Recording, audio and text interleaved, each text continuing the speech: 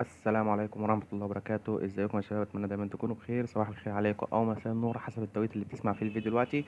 النهارده انا هكمل دورة البايثون اللي كنت شارحها قبل كده. وعشان في كذا حد كلمني قال لي كمل الشرح وشرحك كويس واحنا محتاجين باقي الكورس. فالنهارده هنتكلم عن ازاي تعمل بوت تليجرام بمكتبة بايثون. تمام. قبل ما ابدا في الشرح، لو انت لسه اول مره تشوف فيديوهاتي واول مره تشوف القناه، ما تنساش تعمل لنا اشتراك ولايك عشان نستمر. وطبعا لو انت مشترك في القناه، ما تنساش اللايك على الفيديو ده عشان تدعمنا يعني واستمر في الفيديوهات. بقالي فتره مش بنزل فيديوهات، بس ان شاء الله يعني احاول انزل لكم على قد ما اقدر. خلينا نبدا على طول عشان مش عايزين مده الفيديو تكون طويله. اول حاجه احنا هنحتاج هحتاج منك بس اللي انت تجهز كذا حاجه، كام حاجه كده، يعني مخصصه لاي بوت. تمام. اول حاجه هو توكن البوت. توكن البوت ده انت بتعمله ازاي؟ شرحنا قبل كده. يعني لو بصيت على الفيديوهات اللي قبل كده هتلاقي فيه ازاي تعمل بوت من الصفر. هتلاقي اني كنت شارحه، وازاي تطلع توكن البوت من بوت فاصل. لو انت بتعرفش تطلع توكن البوت، ارجع للفيديو اللي انا كنت شارحه قبل كده. تمام. بعد ما عملنا البوت وحطينا الصورة بتاعته والدنيا تمام، وصلنا للبوت بالشكل ده في الآخر. وليكن مثلا ده البوت اللي أنا عامله كتيست. تمام. وطلعت في الآخر توكن البوت طبعا بعد ما عملته وحطيت الصورة وكل حاجة، البوت ما بيبقاش شغال. فأنا محتاج اللي أنا أشغله. فدي أول حاجة اللي أنا هحتاجها، هو التوكن. خلاص أنا جبت التوكن والدنيا حلوة والدنيا بسيطة.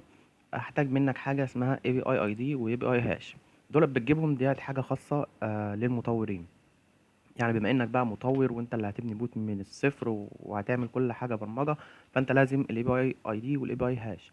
فانت كل اللي عليك انت بتفتح اللينك ده واللي هسيبه لك في الديسكريبشن. تمام. لو انت اول مره تفتحه هيظهر معاك بالشكل ده كده. هيقول لك دخل رقم تليفونك. هتدخل هنا رقم تليفونك، هيجي لك كود على التليجرام. الكود على التليجرام هيجي لك، هتحطه هنا وتدوس نيكست، هيفتح معاك بعد كده الشكل ده. طيب الشكل ده خاص بايه؟ انت كل اللي عليك هتيجي هنا تدوس على اي اي ديفلوبمنت تولز، وهتبتدي تعمل نيو اب.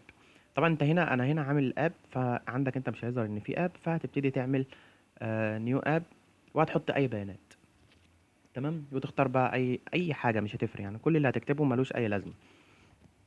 بعد كده اهم حاجه بقى يعني بعد ما تعمل تحط اي داتا وتعمل سيف، هيظهر معاك الصفحه دي. اهم حاجتين احنا عايزينهم اللي هو ده واللي هو ده.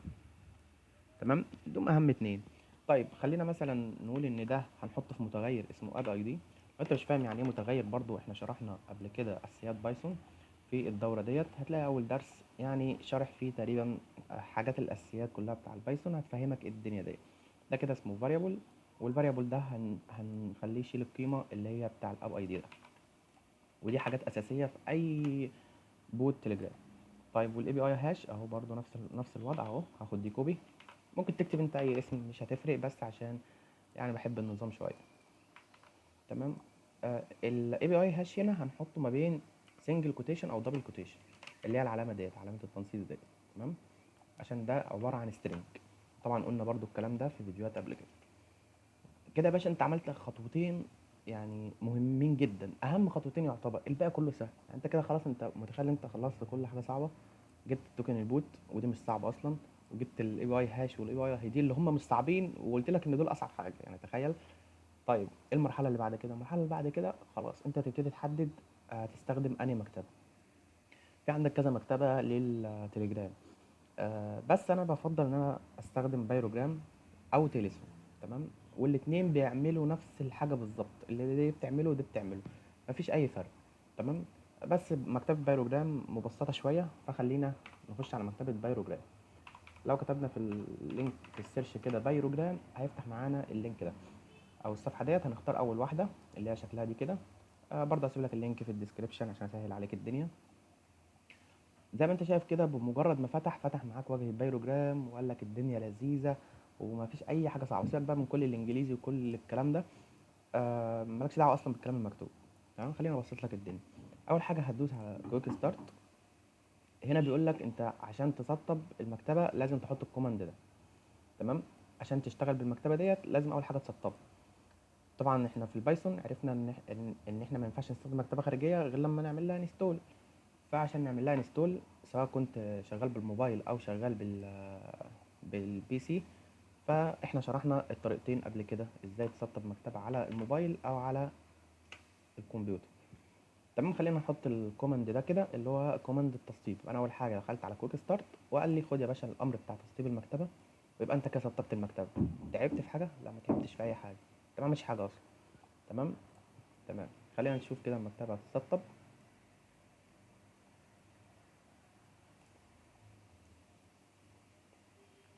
جاي هنا كده بتحمل اهيت. طبعا انا هنا ما ينفعش استخدم المكتبه غير لما اعمل لها انستول، يعني انا ما ينفعش اجي كده اعمل امبورت للمكتبه غير لما اعمل لها انستول، وهفهمك يعني ايه امبورت، وهفهمك كل خطوه بتتعمل. تمام.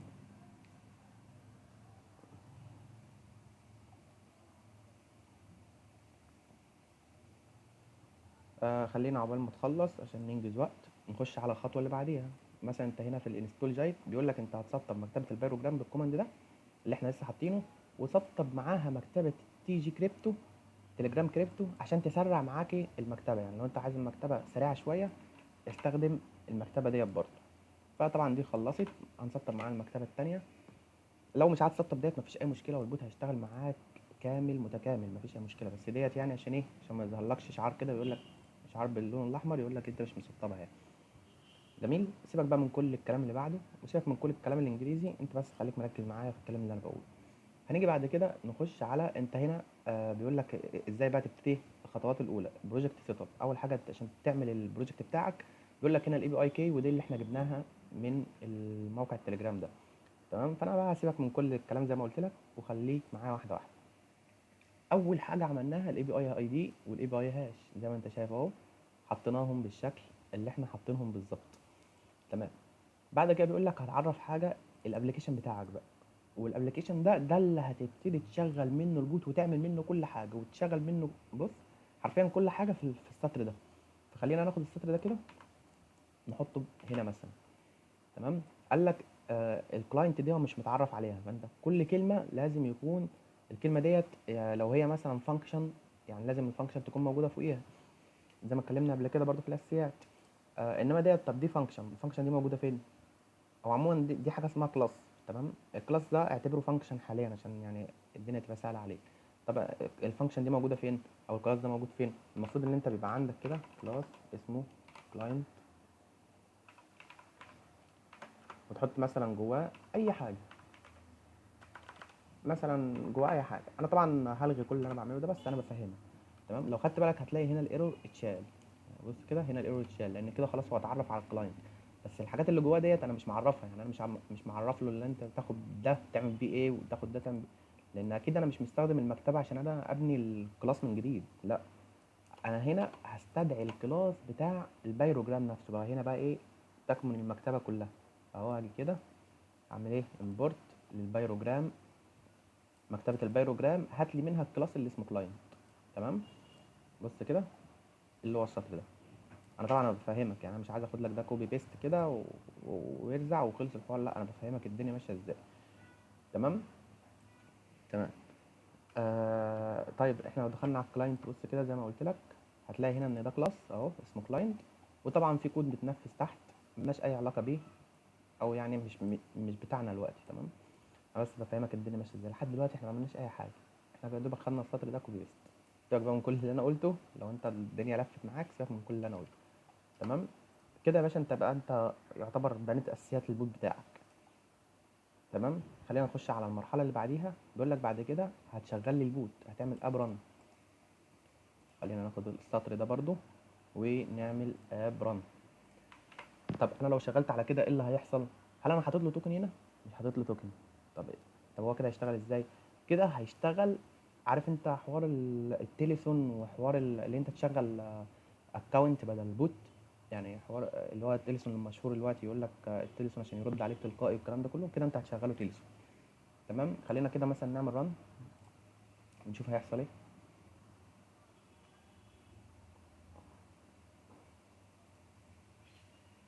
بس احنا مستنيين. اول حاجه قال لك انت هتشغله بوت ولا هتشغله رقم. لو انت حطيت رقم تليفون يبقى انت كده هتشغله زي تيلسون. هي تيلسون دي اصلا مكتبه يعني، بس الاسم المشهور ليها على التليجرام انه بيقول لك انا هسطب تلسون.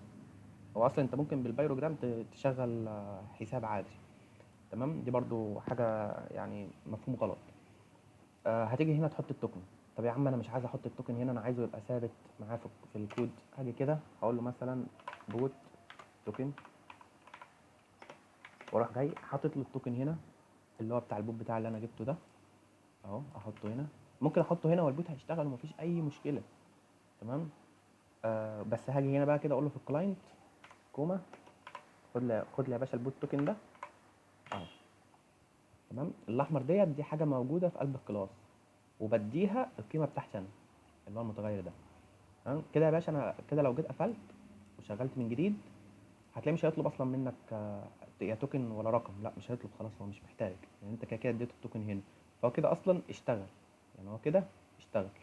ايه هي ماي اكونت ديت اسم السيشن او الجلسه اللي بتتكريت. يعني بص هنا كده اتكريت لي ملف اسمه ماي اكونت. لو سميته طبعا اي حاجه وليكن مثلا ليوميدو هيظهر معايا هنا ليوميدو. خلينا نجرب كده.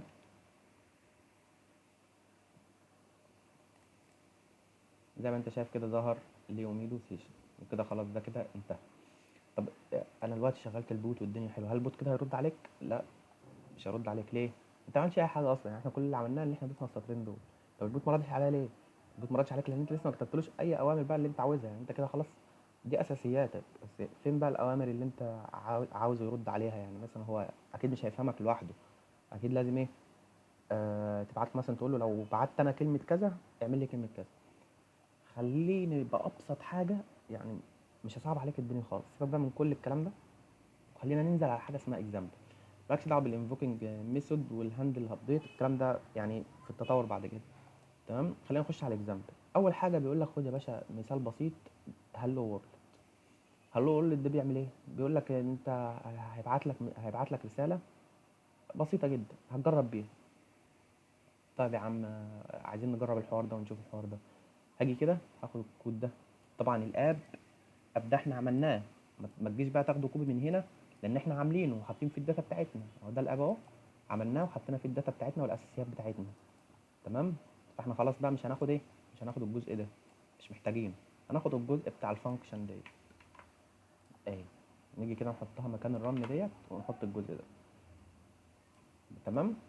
تمام. هو هنا قال لك رن بس هيشغل لي المين اللي هي دي كده. اول ما هشغل البوت هيبعت لي رساله. تمام. طب هيبعت لمين الرساله؟ المفروض ان هو هيبعتها للاي دي بتاعي. خلينا اجيب الاي دي بتاعي. لو انت مثلا مش عارف تجيب الاي دي بتاعك ازاي، تخش على بوت دارك وتكتب اي دي بالانجليزي او بالعربي. هيظهر معاك الاي دي بتاعك اهوت. هتدوس عليها تاخد كوبي. خلينا نرجع تاني ونحط هنا الاي دي بتاعنا. يبقى انا كده اللي هيحصل كده اول ما هشغل البوت هيجي لي رساله يبعت لي فيها الرساله دي. طب انا ينفع اغير الرساله دي؟ ينفع تغير الرساله دي. طب انا مش هغيرها غير لما نجرب الاول نشوف الحوار ده فعلا ولا لا. بص كده، بص اول ما اشغل البوت، بص كده بوت سمايل هنا بعت لي قال لي يا باشا هاي there is I am using pyrogram. بعت لي الرساله ديت. طب انا مش عايز الرساله ديت، انا عايز مثلا ايه، اقول له البوت اشتغل بنجاح بالعربي والدنيا حلوه. تمام. تمام. خلينا كده نجرب. بص كده اللي هيحصل. بص البوت بعت لي قال لي البوت اشتغل بنجاح. ده الحوار سهل. بص مفيش اي صعوبات خالص. انت متخيل انت كده عملت بوت هتبتدي بقى تظبطه وتهندله. خلينا نجرب مثلا حاجه تانية. تعالى كده نخش على الخطوه اللي بعديها. نجرب مثلا الايكو بوت. الايكو بوت دي حاجه متطوره شويه، اللي هو الرساله اللي هتبعتها هيرد عليك زيها.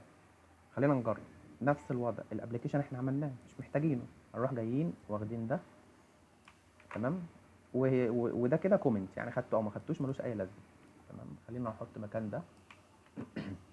اهم حاجه يبقى انت عندك اب رن واحده بس. تمام. قال لك في ايرور. ايه الفلتر ده؟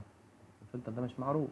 قال لك هيحتاج برضو يتعمل له امبورت من مكتبه البايروجرام. استدعى حاجه اسمها فلتر. الفلتر ده بيقول له ان انت ما تشتغلش هنا غير البرايفت. يعني ما ترد يعني اشتغل في البرايفت بس. لو انا كلمت البوت برايفت رد عليا. لو كلمته في قناه، في جروب، لا مش هيرد عليك. ليه؟ لان انت هنا مش عامل فلتر للجروب. يعني ممكن كده تمسح وتعمل فلتر للجروب كده، كده هيرد عليك في الجروبات بس. تمام، عملت فلتر للشانل هيرد عليك في القنوات بس. فانت هنا كل فانكشن تخصصها لحاجه، يعني فانكشن للجروبات، فانكشن للقنوات، فانكشن للبرايفت. تمام، دي لو عايز انت مثلا يرد عليك في البرايفت غير ما يرد عليك في القنوات وكده. طيب ايه الفلتر تكست؟ عشان برضه انا بفهمك كل حاجه. الفلتر تكست بقول له اللي هو الكلام بس. يعني لو بعت لك ستيكر ما تردش عليا، يعني انا بس ما ترد على الكلام بس. تمام. طب انا عايز يرد على الصور، اقول له يا باشا فلتر دوت فوتو كده، رد لي على الصور. تمام. احنا ايه هنخليه يرد على الكلام بس. خلينا نجرب بقى كده، نشغل ونشوف ايه اللي هيحصل.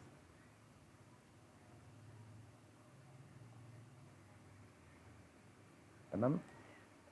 تعالى نجرب كده، مثلا نقول له بوت. بص رد عليا قال لي، بوت. خد الرساله بتاعتي كوبي بعتها لي. طب مثلا قلت له عامل ايه، بص قال لي عامل ايه، ازيك، قال لي ازاي. الحوار يعني لذيذ. بص الحوار سهل وبسيط، من غير ما اكتب انا اصلا كود بدماغي. يعني فاهم، انت لسه بتاخد حاجه كوبي بيست وبتشغلها وبتفهم الدنيا. طب انا بدات افهم الدنيا اهوت واحده واحده.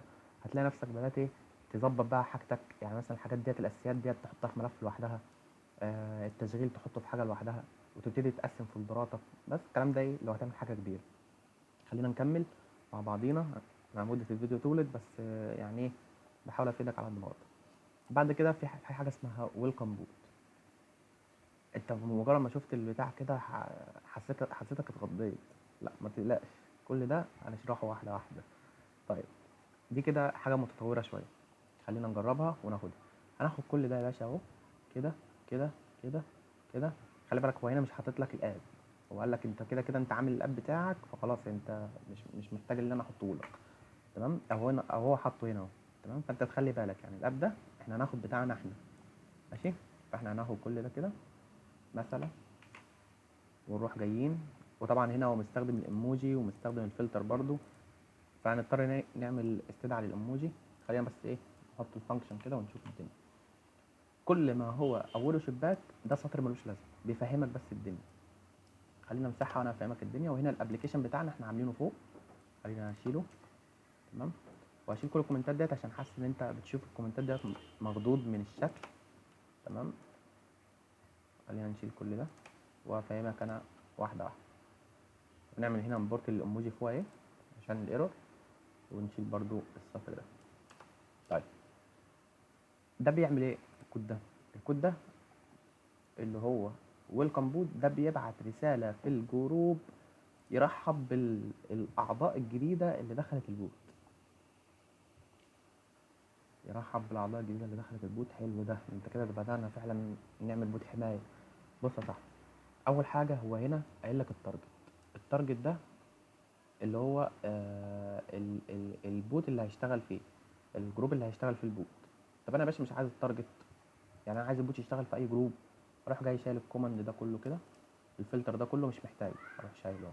تمام، وطبعا لازم تشيل الاند، لان خلاص ما بقاش عندك اند دي اللي هي وي، يعني اعمل لي فلتر لكذا وكذا. فانا خلاص انا ما بقاش عندي غير فلتر واحده، فاقول له وي ليه. تمام، فكده خلاص انا التارجت ده ما بقتش محتاجه. انا عايزه يشتغل في اي جروب. انت بقى عايز تخصصه لجروبات معينه، ممكن تحط ايه ايديات الجروبات، تخلي البوت يشتغل في جروبات معينه بس. تمام، دي الرساله اللي هتتبعت للشخص اللي داخل جديد. تمام، طبعا انت ممكن تعدلها. هو هنا عاملها بالشكل اللي هو ايه، اللي هو القوسين الفاضيين دولت والقوسين الفاضيين دولت، معناه انه هيحط فيهم حاجه. تمام، خلينا نكمل كده. انا بقول له بمجرد فلتر، اعمل لي فلتر للنيو شات ممبر، لاي عضو يخش جديد الجروب.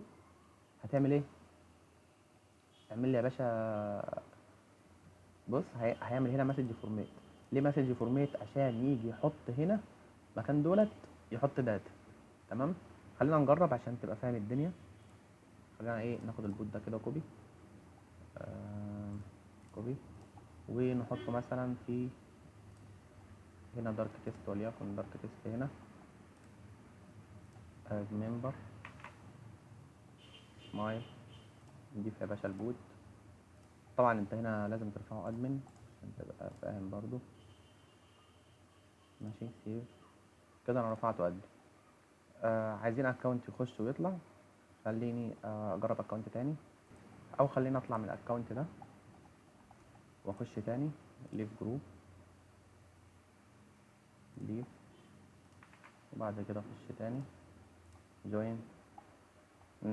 ماشي، معنديش مساحة، خلينا ناخد ده.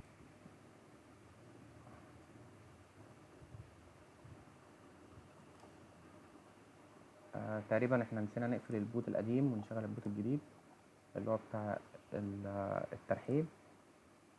تمام، خلينا نغادر تاني وادخل اعمل جوين. بص كده قال لي ويلكم تو بايروجرام جروب شات ليوميدو، ده البوت اللي احنا عاملينه اهوت، نفس الرساله اللي مكتوبه هنا اهي، ويلكم تو بايروجرام، نفس الرساله اللي مكتوبه هنا، بس هنا هو عاملها الشكل ده كده ان دي كلمه وهيبقى محقونه بلينك اللي هو الشكل ده كده، اللي هي كلمه اهي، وجواها لو دوست عليها هيفتح لك اللينك اللي هو ده اهو، اللينك ده اللي هو ده.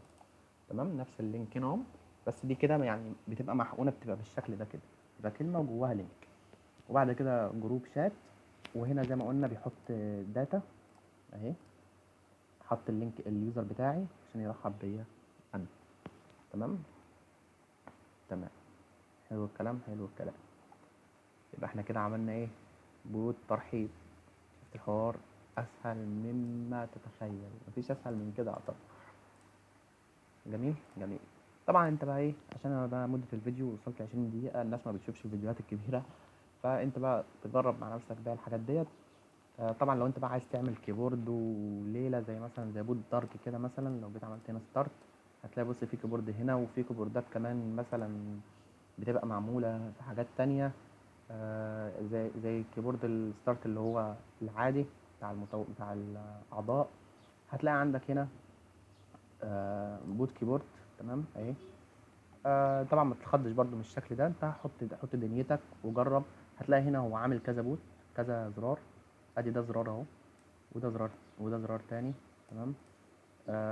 هو هنا مسميه بوتون، وفي كمان زراير تانية اهو، بس هنا بيقول لك ان ده فيرست رو وده سكند رو. معناها ايه؟ معناها ان ده ان دول هيبقوا زرارين في صف واحد، وبعد كده زرارين في الصف اللي بعديهم يعني تحت بعض. تمام. هتاخد تجرب انت الدنيا وتشوف يعني وتشوف دنيتك. طبعا الابلكيشن اللي احنا عاملينه والدنيا تمام، مفيش اي مشكله، وتبتدي تجرب باقي الحاجات ديت واحده واحده. هتبتدي بقى تجمع كل ده مع بعض وتشغل كل ده مع بعض. وتبتدي بقى تخش تعرف الميثودز اللي انت محتاجها. عايز بقى في دي كلها ميثودز جوه المكتبه. الميثود اللي بتبعت رساله اسمها سند مسج، الميثود اللي مش عارف ايه. طب المسجات دي احنا ما استخدمناش ليه؟ ما احنا مستخدمينها اهو اهي، مسج ريبلاي تكست ريبلاي، يعني اعمل لي رد، اعمل لي رساله رد، اللي هو بص يبقى رد كده، اللي هو اكني بعمل ريبلاي على الرساله، اللي هو بعمل كده وابعت رساله لده، فانا كده بعمل ريبلاي ليه؟ للشخص ده، فهو عمل ريبلاي عليا بالرساله ديت. فاهم؟ فدي كده اللي هي المسج ريبلاي، اللي هي الريبلاي تكست. لو انت عايز تبعت رساله عاديه من غير ما يعمل ريبلاي بتقول له سند مسج. تمام. وهكذا بقى، عايز تبعت فيديو، عايز تبعت ستيكر، عايز تبعت دوكيمنت، تبعت صوت، تبعت صوره، تبعت لوكيشن، تبعت كونتاكت ده اللي هو رقم تليفون، تبعت رياكشن، كل حاجه. عايز تعدل رساله، خد بقى من عندك اي حاجه في التليجرام تقدر تعملها. تمام. تمسح مسج، تبعت شات اكشن اللي هو تخلي البوت مثلا فوق كده يقول لك ان البوت بيكتب، البوت بيبعت مش عارف ايه. تبعت بول اللي هو الاقتراح ده اللي بيتعمل، تبعت دايس ده اللي هو ظهر بيتعمل. بص كتير. عيش بقى انت مع كل ده. عندك حتى جوين شات ان تخلي البوت يخش شات. بس اعتقد ان الحاجات دي خاصه بالحسابات مش بالبوتات يعني. تمام. آه كده بقى انت عايز دنيتك وشوف الدنيا ديت كده، وسيبك يعني من كل الانجليزي، الكلام مفهوم يعني، انت مش محتاج اصلا ان انت تكون عارف انجليزي. طب انت مثلا مش عارف يعني مثلا حاجه زي كده، عايز تعرف الفانكشن دي بتعمل ايه، ممكن تاخد الكلام ده كده كوبي وتفتح الترجمه. يعني مش عيب ان انت تفتح الترجمه، كلنا بنتعلم، وتروح جاي حاطط الجمله هنا بيست، وتشوف معناها ايه. بيقول لك ارسال رسائل نصيه، يبقى انت كده ديت كده send message دي يبقى رسائل نصية، دي كده بتبعت رسائل. هكذا بقى الحاجة اللي أنت مش هتفهمها ترجم عادي وتشوف دنيتك. وطبعًا أنا موجود معاك، لو وقف معاك أي حاجة اكتب لي في الكومنتات وهتلاقيني بارُد عليك، وهاقول لك لو في مشكلة أو في حاجة يعني هارُد عليك وأقول لك إيه اللي واقف معاك. بس ما تنساش لو وصلت للنقطة ديّة إنك تعمل لايك وتعمل اشتراك للقناة عشان نستمر. ولو عايزين فيديوهات من دي كتير يعني اكتبوا لي في الكومنتات عشان أشوف الفيديوهات ديّة فعلًا في ناس محتاجاها والّا لأ، عشان ما أكونش بانزّل على الفاضي وباحرق على الفاضي. بس أتمنى يكون يعني كل ده يعني مستفادين منه، وأتمنى يعجبكم الشرح، والسلام عليكم ورحمة الله وبركاته.